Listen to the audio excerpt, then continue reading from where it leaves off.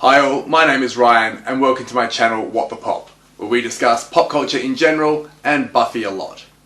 If you like what I do, please like, subscribe and click the notification bell to be notified whenever I upload a new video. If you have friends that like Buffy, share it with them. It all helps the algorithm. The usual spoiler alert. If you haven't seen Buffy at least once, I may talk about things in each episode that relate to future plot points. So if you don't like spoilers, I suggest you subscribe and come back after you've watched it all.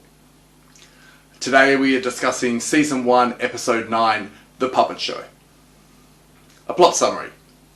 Creepy colour filter and creepy perspective on ballet dancer Emily, followed by a creepy voice saying, "I will be whole, I will be new."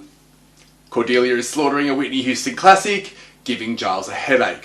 Gotta give it to her, she does not lack confidence. Scoobies make fun of Giles, new Principal Snyder, who is Quark from Star Trek, catches them. He references Flutie being eaten and forces them to be part of the show. I think I just found 3 eager new participants for the talent show. What? No. Please? Cue the creepy dummy and the creepy mime. Willow thinks dummies are cute, clearly a foreshadowing of her evil turn in Season 6. Emily gets her heart cut out, all indications are that it's a human, not a demon. Buffy disagrees because, you know, spider sense.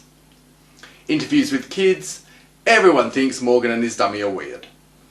Snyder doesn't tolerate horrible murders with hearts being removed, or smoking. Sid breaks into Buffy's room, no one believes her. Sid looks at Buffy creepily. Xander steals Sid, Sid disappears. Buffy finds Morgan, Sand's brain. Sid attacks her. Oh snap, they're both demon slayers. Sid is cursed, will die when he kills the last of these demons. Form a power circle, everyone is still there. Sid disappears again. Buffy finds Morgan's brain. He had brain cancer, it was non-viable. Demon still needs another brain. Cue Magician Kid, practicing with a guillotine, asks for help from Giles. Eek, he's the demon! Scoobies rescue Giles just in time. Sid attacks the demon, demon is toast. Sid stabs it in the heart, Sid dies too. Everyone stands around, curtain raises, Snyder doesn't get it.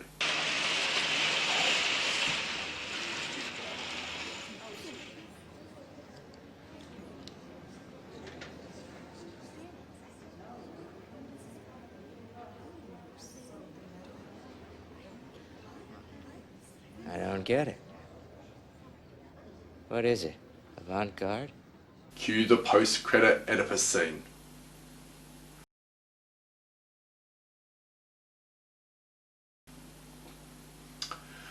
From a storytelling perspective, this is a fantastic episode. Starting from the title itself, it uses a whole series of misdirects on who the villain is, but it is perfectly set up and still fair with the audience. As I said in Witch, a mystery has to give you the clues to be able to solve it before the protagonist. It can't come from out of left field. And this episode does it perfectly. I only have 2 issues with this episode from a storytelling perspective. The first is when Buffy gets pinned by the chandelier. Again, we see her Slayer strength abandon her. Now, this one you could argue that she needed a moment to gather herself after being hit in the head with the chandelier. So I kind of give it a pass, but only just. The second, however, is that when Morgan is killed before the show, his body is backstage and there's no cops, and the show still goes on. Apparently everyone is just stepping over his corpse because a dead student is so common at this school.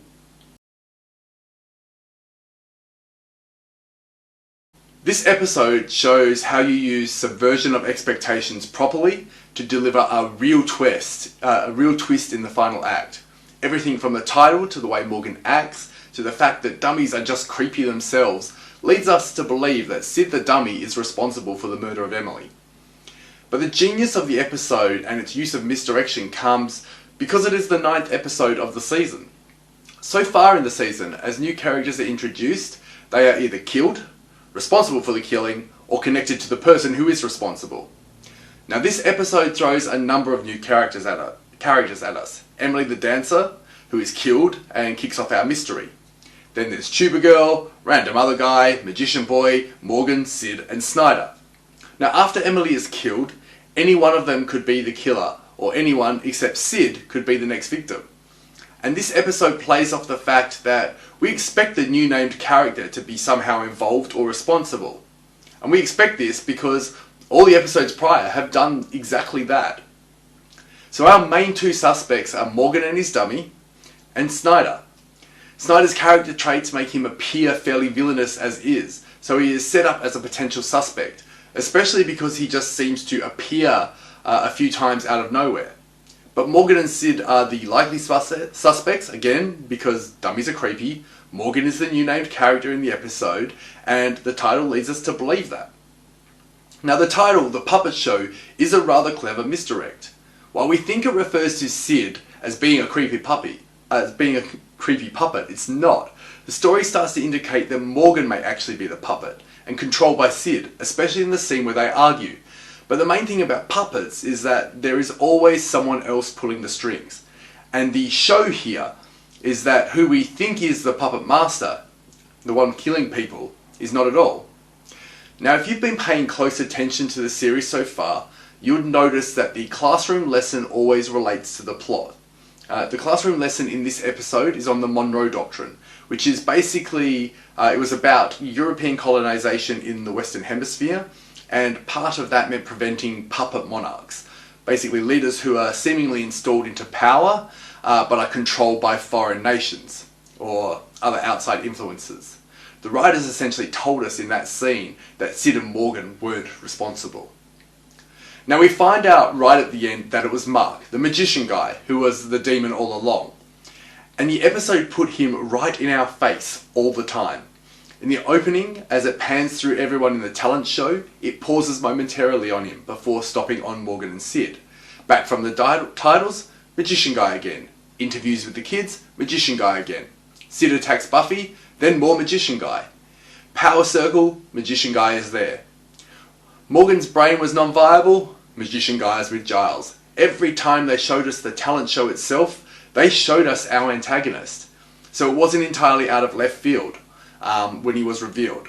And the way the scenes are cut between Xander, Buffy and Willow, and the scene with Mark and Giles, allows us as the audience to make that determination right before our protagonists do. Now the only thing I don't think they played fair with was the initial camera angle and the camera angle when Emily was killed. Both of these indicated that the eyeline of the antagonist was low to the ground, directing us to think it was something short. Now this could have been easily made fair when Mark and Buffy fought if at some point he had assumed a quadrupedal position of some sort, bringing his eyeline low. Apart from that, this was a perfect example of subverting the expectations of the murderous toy, like in Child's Play, or more modernly in Annabelle, and making the toy the hero.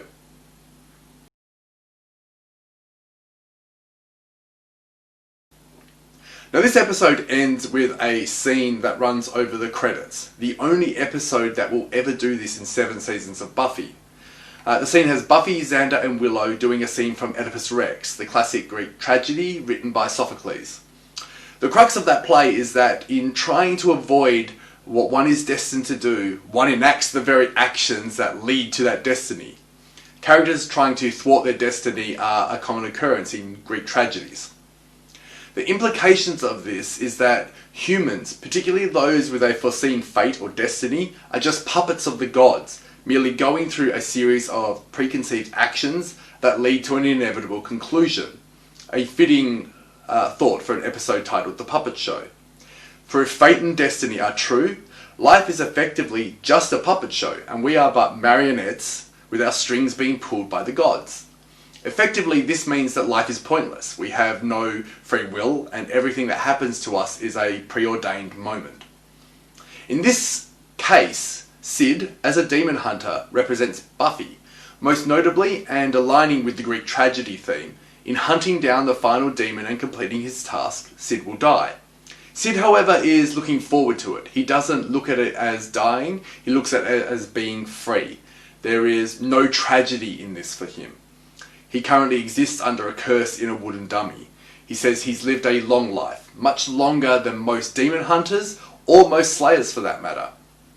But this is an important point for Buffy, tied into the notion of fate and destiny. The only way that Buffy will ever be free of her destiny as the Slayer is when she dies.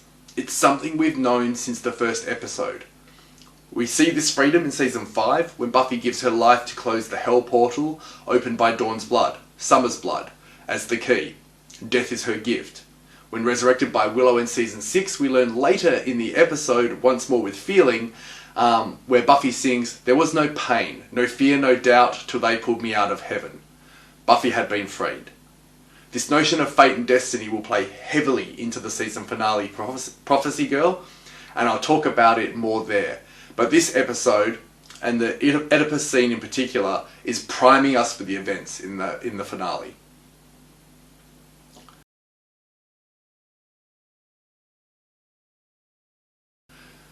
Principal Snyder says that's the kind of woolly-headed liberal thinking that leads to being eaten, in regards to Principal Faludi being eaten by hyenas that were, hyena-possessed students in the pack. However, despite Snyder's less liberal approach to being a principal, he will also eventually be eaten by the mayor in Graduation Day, Part 2. Now this episode does a lot to start the romance of Xander and Cordelia, to make it believable when it happens. So far this season we have seen them interact a few times, and they've told us that they have this history, such as the We Hate Cordelia fan club, of which Xander was the treasurer. And here he's just walking with her, establishing that they do interact and they do know each other. And despite their animosity towards each other, Cordelia is quite comfortable walking with him and talking about Emily's death with him. We get an even greater hint at how much they know each other when Giles makes out that there is something wrong with Cordelia's hair, and when she leaves to fix it, Giles says Xander was right, indicating that Xander is very aware of Cordelia. Their subsequent romance doesn't just appear out of nowhere. The groundwork was being laid all along. Now my favourite quote in this episode, you really can't go past Principal Snyder saying, "Kids are human beings." It's the kind of woolly-headed liberal thinking that leads to being eaten. It's a classic line. I use it all the time. Thank you for watching. If you've enjoyed this look into the Buffyverse, please like and subscribe to the channel. If you think I missed anything, or you disagree with anything that I said, put it in the comments below, and I'll see you next time.